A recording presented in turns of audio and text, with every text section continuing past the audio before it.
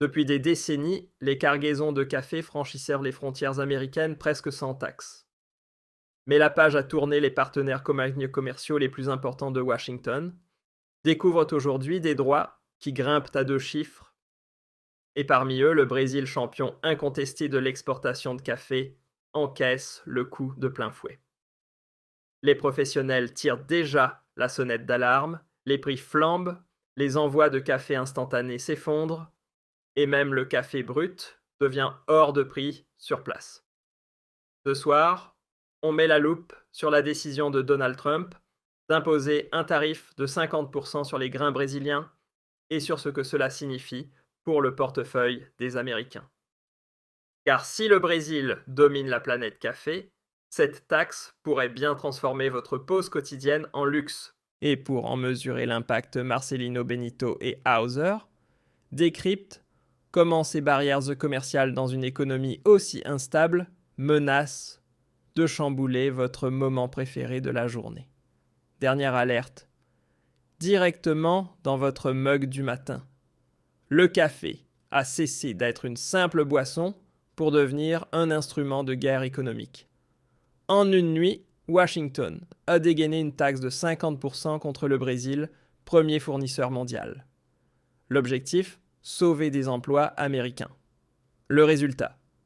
Mettre le feu à tout l'échiquier du commerce international. Visualisez la scène. 47 cargos venus de São Paulo, remplis à ras-bord de grains, capables d'alimenter les foyers américains, pendant tout un trimestre stoppés net au port. Refusés, renvoyés. 8 millions de sacs envolés des rayons en une semaine à peine.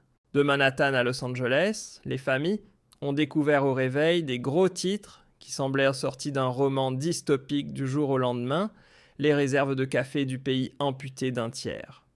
Vous arrivez à vous représenter le choc. Les statistiques ont claqué comme une gifle. En l'espace de quelques heures à peine, les exportations brésiliennes vers les États-Unis se sont effondrées de 68%. Les grossistes se sont rués pour sécuriser les derniers sacs. Les grandes enseignes ont aussitôt relevé leurs étiquettes. Et le petit rituel matinal de 150 millions d'Américains s'est transformé en luxe coûteux. Des grains vendus 7 $. La livre en juillet culminèrent déjà à près de 9 $ à la mi-août. Pour une famille moyenne, cela représente 120 $ de plus par an, juste pour continuer à savourer son café au réveil. Et ces 120 $, ce ne sont pas de simples pièces de monnaie. C'est l'équivalent d'un plein d'essence de provision ou du repas d'un enfant à l'école. Ah, du côté humain, le témoignage d'un responsable de la plus grande coopérative de café du Brésil a glacé les esprits. Il se souvient d'un appel reçu à 3 heures du matin à São Paulo. Sa voix tremblait. C'était comme voir s'évaporer en quelques heures 10 années de confiance et d'échange. Des mots qui traduisent une vérité que les graphiques ne reflèteront jamais: le choc brut, l'incrédulité et l'impression qu'un pont vital entre deux continents venait d'être brutalement tranché. Au fond, cette affaire dépasse largement le simple goût amer d'un espresso. Elle révèle à quelle vitesse une décision politique peut s'inviter jusque dans votre assiette, dans votre budget mensuel, dans la banalité de votre quotidien. Un seul tarif douanier, et voilà toute la mécanique du commerce mondial qui vacille, des chaînes d'approvisionnement bousculées, des secteurs entiers secoués, des nations contraintes de réagir. Pendant que Washington s'occupait à détourner les cargos de ses ports, Brasilia, elle paraphait déjà des contrats valant plusieurs milliards sous d'autres latitudes. Alors la vraie interrogation surgit: s'agissait-il vraiment de protéger l'emploi américain, ou bien les États-Unis viennent-ils de se tirer une balle dans le pied? Et surtout, quelle portée aura le prochain coup du Brésil sur l'avenir économique de l'Amérique? Le soleil se lève, et avec lui notre histoire continue. Alors, avant tout, pensez à liker, à vous abonner et à partager, car le prochain épisode promet d'être encore plus brûlant. À Washington, la stupeur a été immense. Mais la riposte venue de Brasilia a résonné comme un tonnerre. À peine quelques heures après l'annonce des droits de douane américains, le président Luiz Inácio Lula da Silva est apparu en direct devant les caméras. Son message, clair comme du cristal: le Brésil ne se mettra jamais à genoux pour conserver ses marchés. Nous refusons toute intimidation. Ces phrases n'étaient pas de simples paroles de défi. Elles sonnaient comme un manifeste, une bannière levée bien haut. Un rappel que la première puissance mondiale du café ne pliera jamais devant un seul acheteur, fût-il les États-Unis eux-mêmes. La riposte de Brasilia n'a pas traîné. En un éclair, le ministère de l'Agriculture a sorti l'artillerie lourde, un plan d'urgence de 5 milliards de dollars en crédit pour soutenir les exportateurs frappés de plein fouet. De nouvelles licences délivrées à plus de 3 sociétés d'exportation et des délégations envoyées tambour battant dans 14 capitales de l'Asie à l'Europe, en passant par le Moyen-Orient. La vice-ministre Helena Rodriguez a résumé la stratégie avec une franchise désarmante. Quand un client majeur devient imprévisible, il faut miser sur ceux qui privilégient la fiabilité. Le résultat: moins d'une semaine plus tard, le Brésil annonçait déjà avoir sécurisé des accords préliminaires à hauteur de 8 milliards de dollars avec des acheteurs européens et asiatiques. Une démonstration de rapidité et de sang-froid qui a pris de court ses détracteurs. Les cargaisons qui autrefois prenaient la route des supermarchés américains trouvent désormais de nouveaux ports d'attache: Séoul, Berlin, Dubaï. Même les navires détournés de New York poursuivent leur chemin vers Tokyo. Le premier producteur mondial de café n'a pas reculé, il a choisi d'avancer et vite. Sur le sol brésilien, les conséquences sociales furent immédiates. Dans le Minas Gerais et l'Espírito Santo, 2 régions qui fournissent près de la moitié des récoltes du pays, les cultivateurs sont passés de la panique au soulagement. Les coopératives locales qui craignaient de s'écrouler ont soudain vu arriver des carnets de commandes pleins à craquer.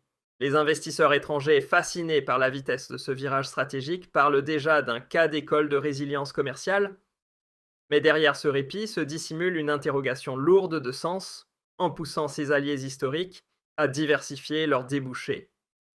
La politique américaine renforce-t-elle la solidité de ses propres chaînes d'approvisionnement, ou bien les fragilise-t-elle encore davantage?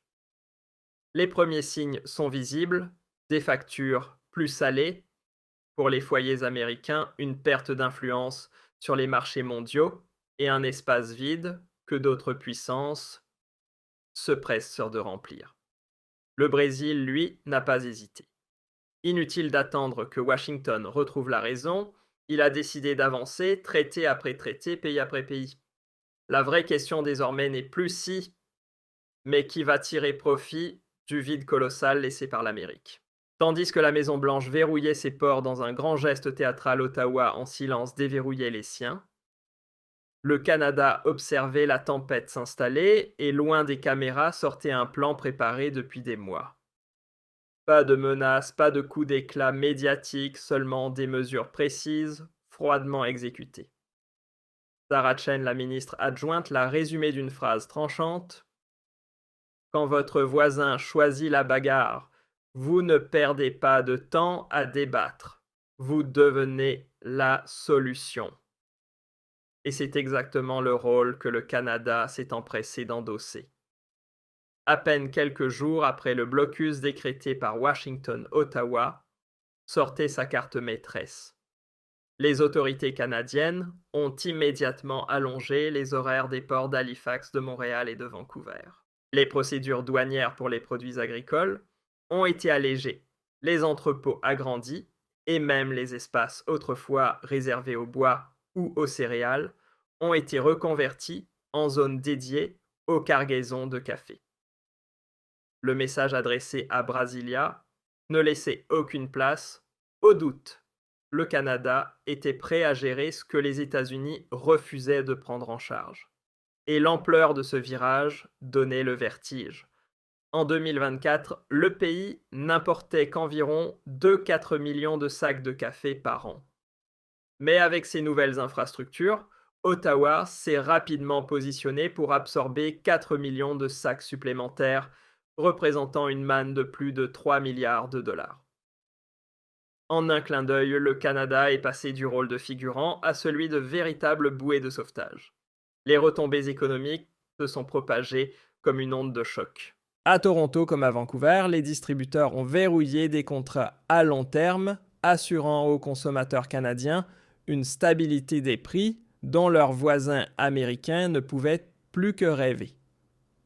Dans les rues de Montréal, on dégustait des expressos faits de grains brésiliens, tandis qu'au sud de la frontière, les baristas expliquaient chaque semaine pourquoi les lattes grimpaient encore de quelques centimes. Pour le Brésil, Ottawa n'était plus simplement un acheteur, c'était devenu la porte d'accès vers l'ensemble du marché nord-américain. Ce qui pouvait sembler un simple accord commercial s'était mué en un mouvement stratégique pensé pour durer et redessiner les équilibres. Là où Washington a trébuché, Ottawa a saisi l'occasion pour briller. En s'imposant comme un maillon fiable dans la chaîne mondiale d'approvisionnement, le Canada a attiré l'attention des investisseurs et des décideurs de l'Europe jusqu'à l'Asie. La leçon était claire, la constance peut peser plus lourd que la puissance brute. Le contraste sautait aux yeux. D'un côté, une nation qui faisait payer ses propres citoyens au prix fort avec des taxes punitives. De l'autre, un pays qui anticipait et protégeait son marché avec sang-froid. Résultat, le Canada n'a pas seulement gagné du café, il a conquis une nouvelle place d'influence sur l'échiquier international. La question désormais tombe sous le sens si Ottawa a réussi à transformer une simple tasse de café en triomphe stratégique. Que se passera-t-il lorsque l'enjeu concernera des secteurs bien plus vastes que quelques grains torréfiés? En septembre 2025 à Toronto, ce qui n'était qu'un choc commercial, s'est conclu par une signature historique qui a redessiné la carte mondiale du café. Le Brésil et le Canada ont scellé un accord colossal, 12 milliards de dollars sur 7 ans. Un pacte qui ne s'est pas contenté de déplacer des flux commerciaux, mais qui a redéfini des alliances entières. Les clauses étaient ambitieuses. Presque provocatrices, le Brésil a promis de livrer 2 millions de sacs de café par an à un tarif verrouillé qui protège le Canada des montagnes russes que subissent déjà les consommateurs américains. Une manière claire d'isoler Ottawa des tempêtes du marché, tout en renforçant son rôle de partenaire privilégié. En échange, Ottawa a sorti le grand jeu ports agrandis entrepôts, doublé capacité d'importation renforcée, pour sceller un partenariat en béton. Le Canada a également mis sur la table 4 milliards de dollars en ligne de crédit, permettant aux producteurs brésiliens de moderniser leurs exploitations, tout en resserrant les liens entre les deux hémisphères. Mais cet accord ne s'arrêtait pas au simple sac de café, il a ouvert une nouvelle ère logistique des liaisons maritimes directes de Santos vers Montréal et Vancouver, réduisant drastiquement les délais de transit et contournant totalement les portes d'entrée traditionnelles américaines. Une manière subtile, mais implacable, de réécrire la carte des échanges. Brasilia et Ottawa ne se sont pas contentés de parler commerce, elles ont scellé une alliance scientifique. Des laboratoires installés à São Paulo et dans la capitale canadienne, travaillant désormais main dans la main sur 3 fronts essentiels, accroître les rendements, préserver les sols et renforcer la résilience face au climat. En un éclair, le café a cessé d'être une simple marchandise pour devenir le laboratoire d'une innovation verte à portée mondiale. Et les effets se sont fait sentir presque immédiatement. Grâce à ce pacte, le Canada a bondi au rang de 2e client du Brésil, reléguant l'Allemagne et l'Italie derrière lui et se hissant juste derrière les États-Unis pour l'instant. Pour Brasilia, l'accord incarnait 3 atouts majeurs: la stabilité, la diversification et un nouveau pouvoir de négociation. Pour Ottawa, il offrait l'influence, le prestige et une chaise supplémentaire à la grande table du commerce mondial. L'image était saisissante. Washington misait sur la confrontation, Ottawa sur la coopération. Là où les taxes douanières engendraient la pénurie, la diplomatie ouvrait la voie à l'abondance. Résultat. Tandis que les familles américaines voyaient leurs factures grimper à chaque tasse, les Canadiens, eux, buvaient leur café du matin avec la certitude qu'il était protégé par le plus vaste accord caféier jamais signé dans l'histoire de leur pays. Et les répercussions financières de ce pacte s'étendaient bien au-delà des simples comptoirs de café. Elles redessinaient déjà les équilibres économiques mondiaux. Des milliards de contrats verrouillés sur le long terme consolident des emplois des deux côtés de l'équateur, tandis qu'un nouveau corridor commercial relie désormais l'Amérique du Sud à la porte septentrionale du continent nord-américain. Pour les experts, il ne s'agit pas d'une simple victoire économique, mais d'un geste à portée géopolitique. Car si le café peut déjà remodeler les alliances, qu'adviendra-t-il lorsque l'énergie, les minerais ou la technologie entreront en jeu? L'accord de 12 milliards de dollars dépasse largement le cadre des grains. Il définit qui demain tiendra la plume pour écrire les règles du commerce mondial. Et les secousses de ce pacte n'ont pas uniquement résonné dans les salles feutrées des conseils d'administration. Elles se sont propagées jusqu'au trottoir de Main Street, jusque dans les cuisines familiales, jusque dans ces petits cafés de quartier qui dépendaient autrefois d'un flux régulier venu du Brésil. À l'automne 2025, c'est toute une routine quotidienne qui a basculé. Les consommateurs américains se retrouvaient soudain face à des prix stratosphériques et un choix qui rétrécissait de semaine en semaine. Pour combler le vide, on a vu arriver sur les étagères du café venus d'Éthiopie et de petits producteurs d'Amérique latine. Mais entre des volumes irréguliers et une qualité inconstante, la substitution ressemblait plus à un pansement qu'à une solution. Les cafés indépendants déjà fragiles n'ont pas résisté longtemps. Dans l'Oregon, Suzanne Martinez, patronne d'un petit établissement de quartier, a dû se résoudre à basculer vers des grains éthiopiens.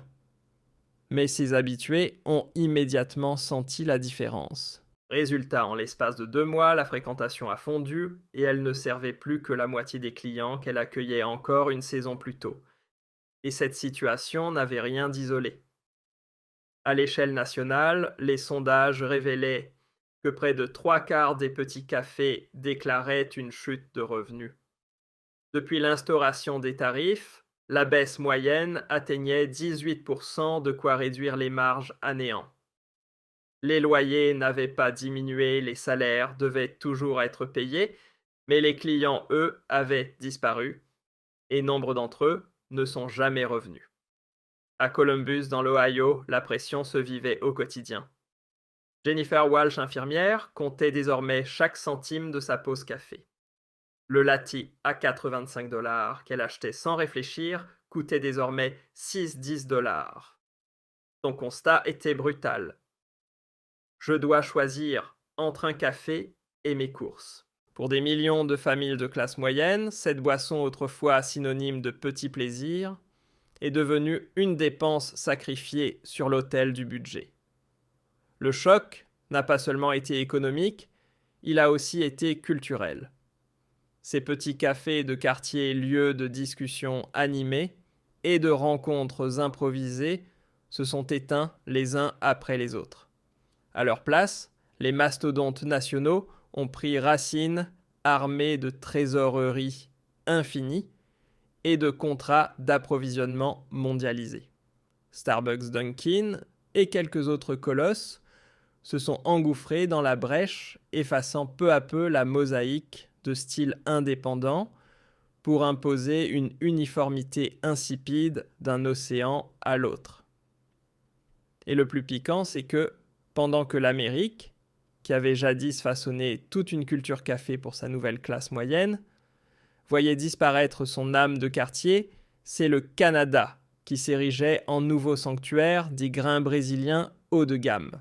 Une bascule que Washington n'avait pas vu venir, mais que des millions de buveurs du Midwest jusqu'au Nord-Ouest Pacifique ressentaient déjà à chaque gorgée plus amère que la précédente.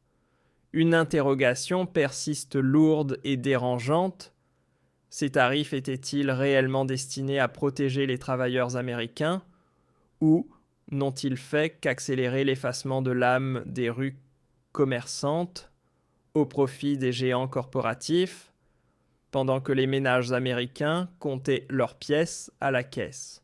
Ottawa lui remplissait des tasses pleines d'opportunités. En l'espace de 3 mois seulement, les importations canadiennes de café brésilien ont bondi de 137%, propulsant le pays du rang d'acheteur secondaire à celui de véritable carrefour continental. Les conséquences se sont immédiatement lues sur les étiquettes dans les supermarchés de Toronto, Montréal et Calgary. Les prix restaient stables. Certains même reculaient légèrement, tandis que la qualité grimpait en flèche. Les cafés servaient des mélanges plus raffinés, des torréfactions plus soyeuses, et surtout des grains désormais introuvables pour les consommateurs américains. De l'autre côté de la frontière, Ottawa n'a pas seulement sécurisé son approvisionnement en café, il en a transformé toute l'expérience.